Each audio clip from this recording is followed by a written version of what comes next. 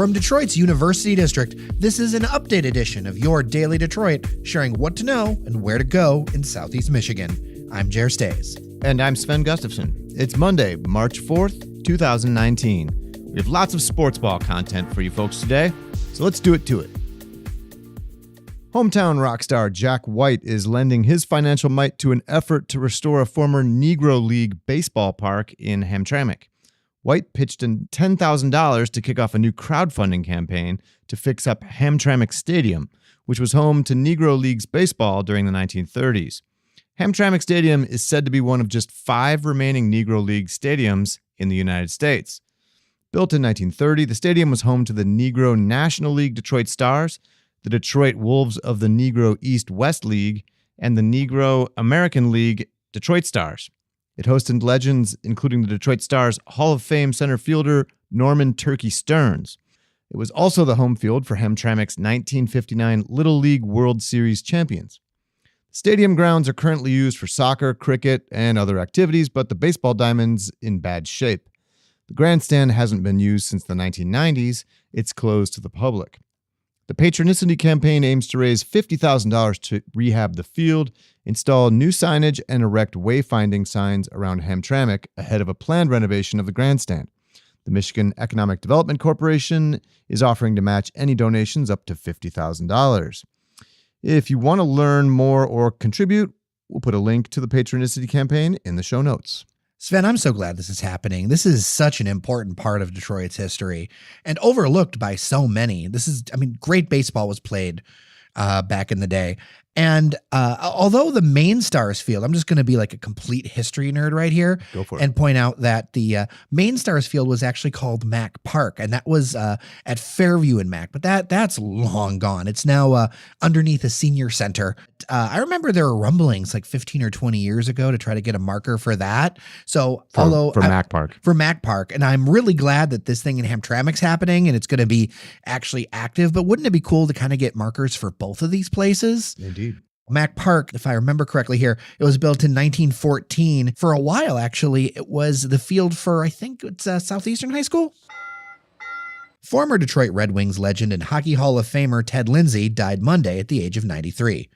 Lindsay had a long career spanning more than 1,000 games, starting in the 1944-45 season, and even came back after 4 years of retirement for one more year in 1964. He won 4 Stanley Cup championships with the Red Wings. Lindsay was also a powerful figure for his contributions off the ice. He was key to the creation of a union for NHL players. At the time, NHL players worked summer jobs and their rights were owned by their teams for their entire careers. They had no pensions, limited health care benefits, and the team owners, well, that system made them a lot of money. In fact, the 4 teams in the United States were all controlled by the same syndicate. Although Lindsay was eventually successful, his activism hurt his career in the short term. Detroit's team ownership at the time traded him to the Chicago Blackhawks and spread falsehoods about his contract to stop Detroit from organizing. For a time, the Norris family, who owned the syndicate, was successful in their efforts.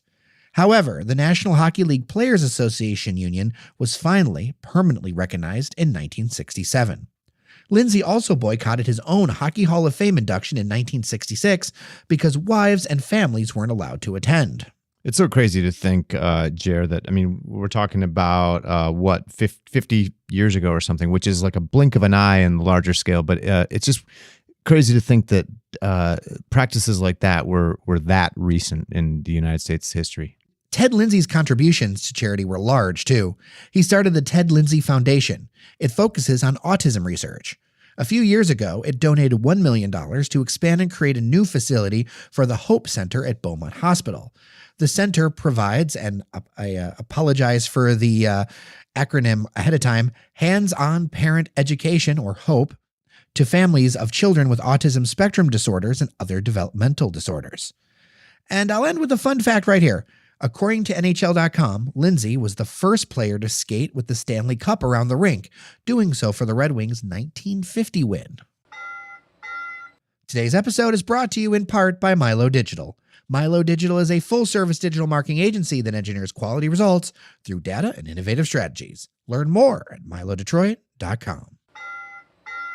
More classic rock has come to Detroit's airwaves, and along with it, the resurrection of a radio station brand from our past.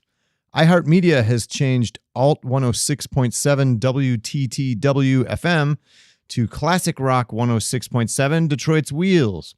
And yes, fellow old-timers and burnouts, it has even dusted off the old call letters WLLZ. 98.7 WLLZ. Detroit's Wheels. I remember it well. All the personalities like JJ and the Morning Crew and the Wheels logo with the call letters spelled out on the walls of a car tire. I don't think you get more Motor City than that. You definitely don't. Anyway, the new station will blast tunes from bands like AC/DC, Guns N' Roses, Metallica, Nirvana, Ozzy Osbourne, and Pearl Jam. And Jared, it's weird to think that some of those bands, Metallica, Nirvana, Pearl Jam as classic rock, but here we are. I guess that's me. I mean, I'm old enough to remember when like classic rock was like this new kind of branding thing, and like CSX first came on the air, and it was like, wow, man, you can hear the Doors every hour and Pink Floyd and stuff. I was thinking about that. The Eagles was kind of my introduction to classic rock.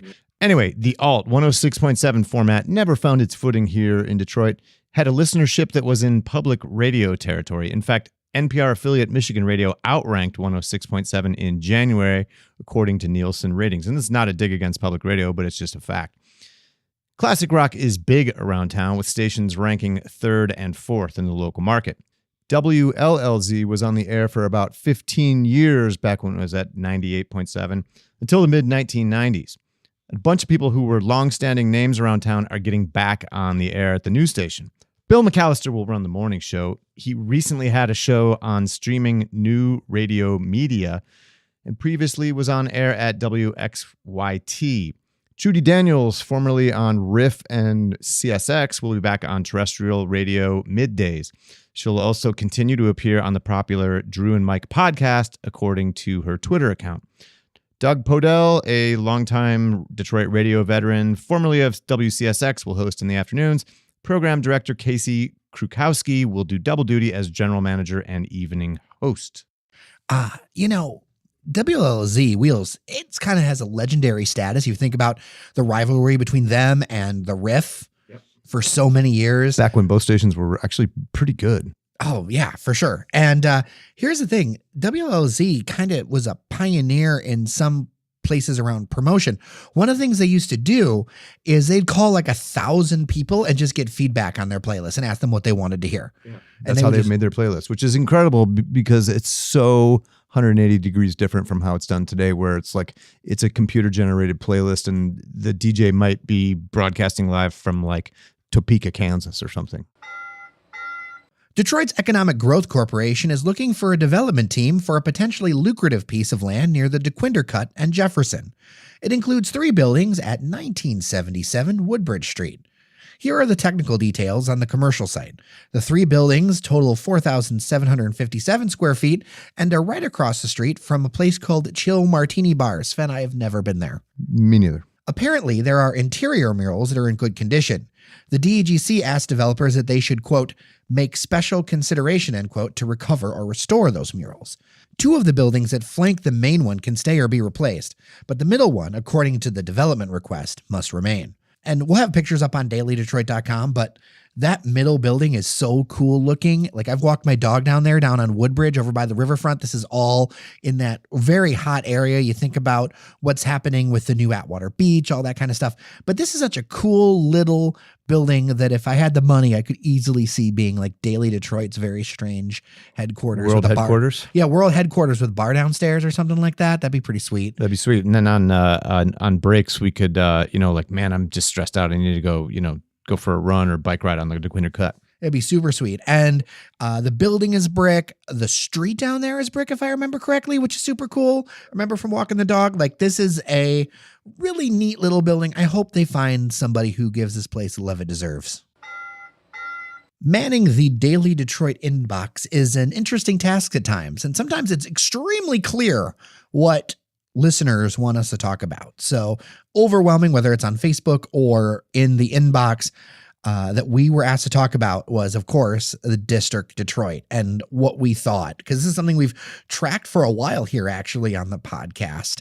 And I think this is all coming to the fore with a series of reports by Crain's Detroit Business, and full hat tip to them. They did a great job that we'll have links to the reporting in the show notes. We'll discuss some of the things. We'll also, Sven, I think we should take a minute and discuss that, but also discuss some of the things that we've been seeing, dealing with, covering over the last, couple of years with this space. It's a big deal. Right. Well, and if for those who maybe don't know what District Detroit is, because there's not really much to know necessarily, but There's not much there. There's not much there. It's the much ballyhooed, but little delivered sort of mixed use, new vibrant urban neighborhood that's supposed to take shape around the new Little Caesars Arena, courtesy of the Ilitch family and Olympia Development, the development company that they run. It's it's a couple of years now after the stadium is opened, right? They're closing out on the second full season for the Red Wings and the Pistons both there. $324 million in public subsidies to make it happen. And what we've got basically outside of the stadium is an urban dead zone, quite frankly. It's a sea of surface parking lots, some massive parking garages.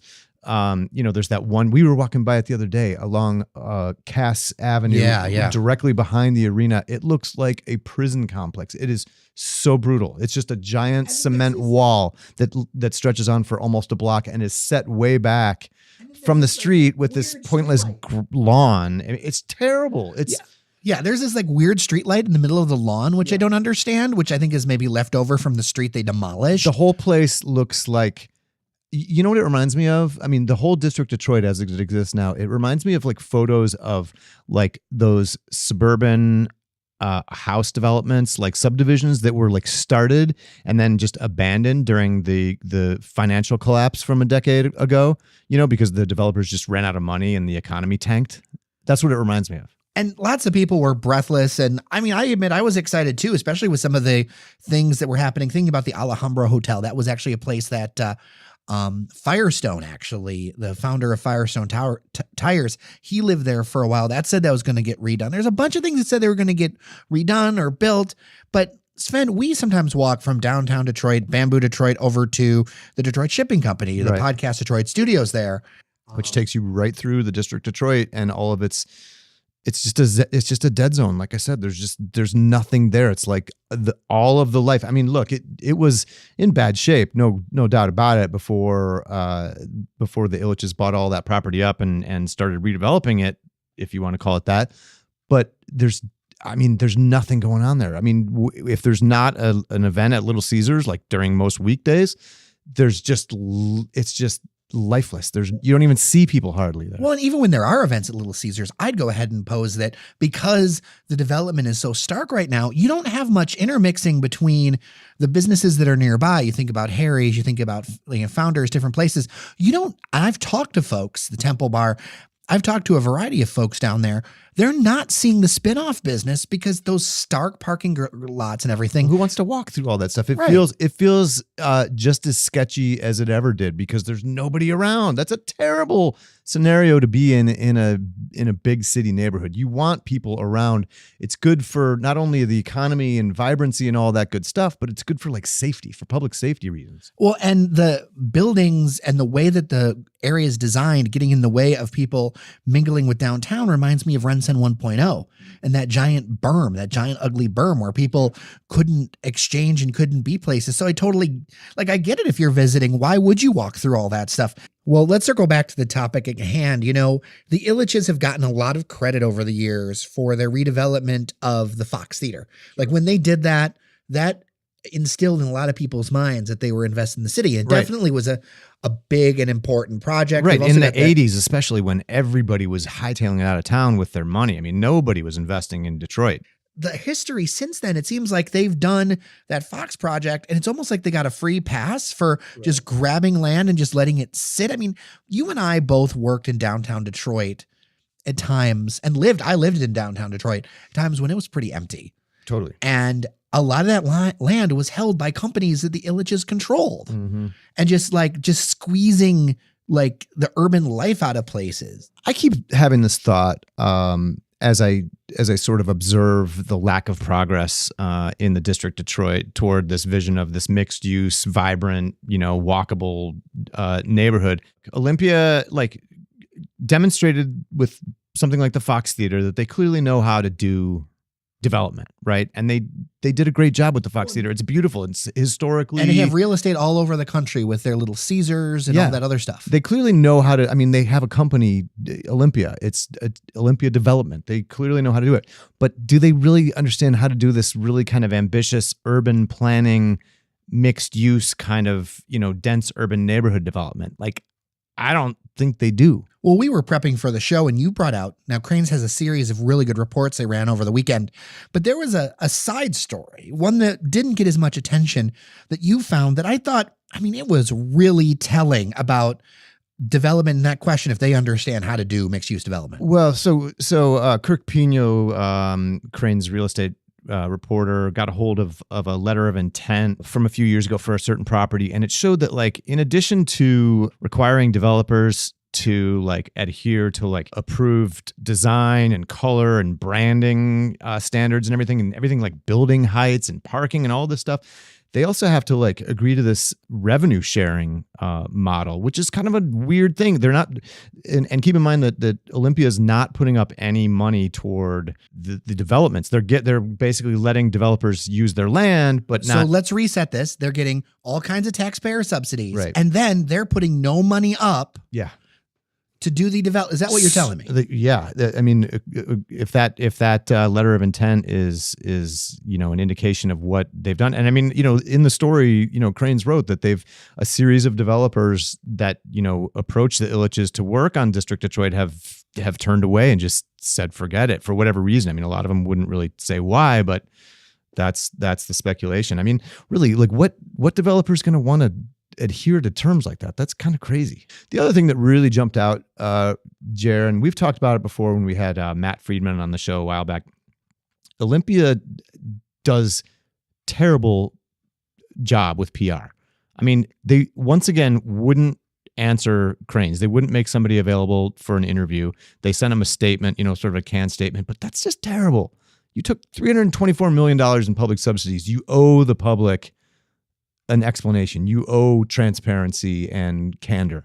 Well, it's part of what hurts the trust between the community and the Ilitches, especially the local community. And I was at an event at the shipping company last week, and it was fascinating to talk to somebody who literally said, I have no idea why people are frustrated about the Ilitches. I don't know the story. Yeah, you've heard that several times. Oh, many times. And what I've realized is that I think a lot of people who go to games or deal with things out in the suburbs, they don't understand what's been going on here.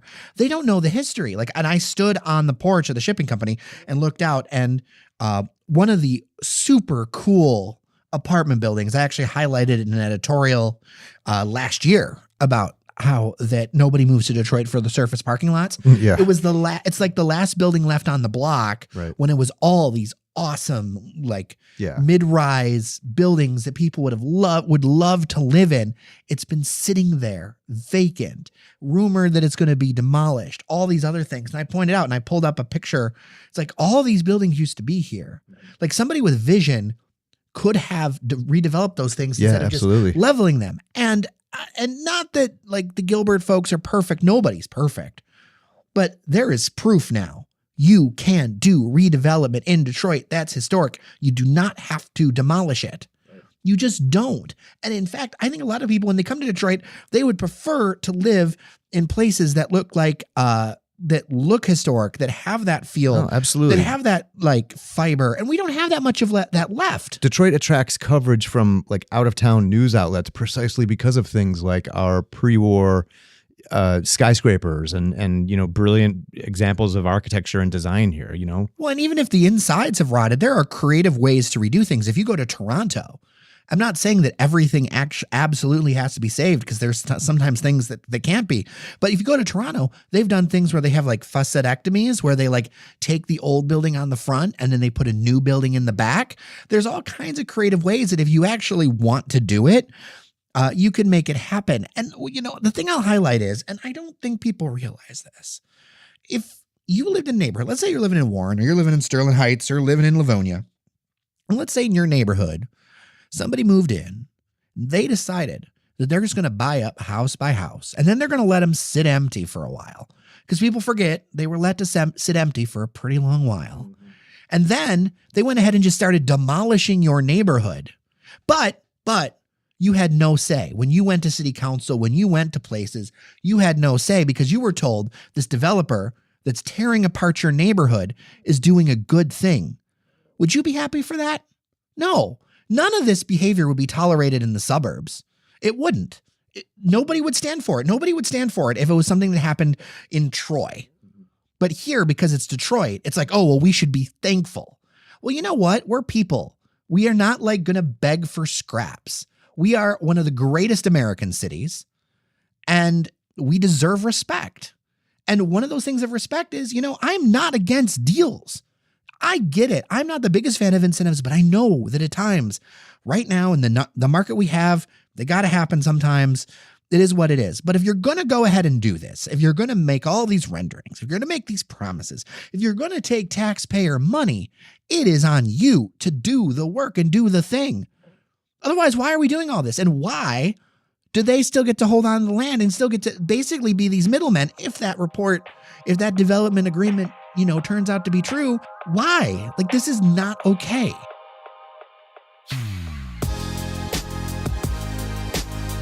All right, before we go, we know there's a couple other stories that we're following. Michigan Governor Gretchen Whitmer's budget comes out tomorrow, Tuesday, officially.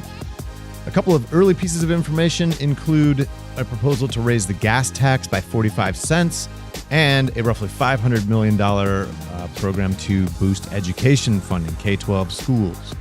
Also, and we'll talk about this on Wednesday, Detroit's State of the City is tomorrow night. There have been some questions in local media after a series of reports, including a mini documentary by WXYZ, that showed Detroit's police response times are not always what the city has been touting, and sometimes it's been hours.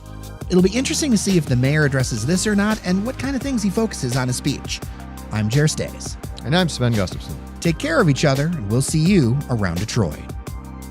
You're listening to the Podcast Detroit Network. Visit www.podcastdetroit.com for more information.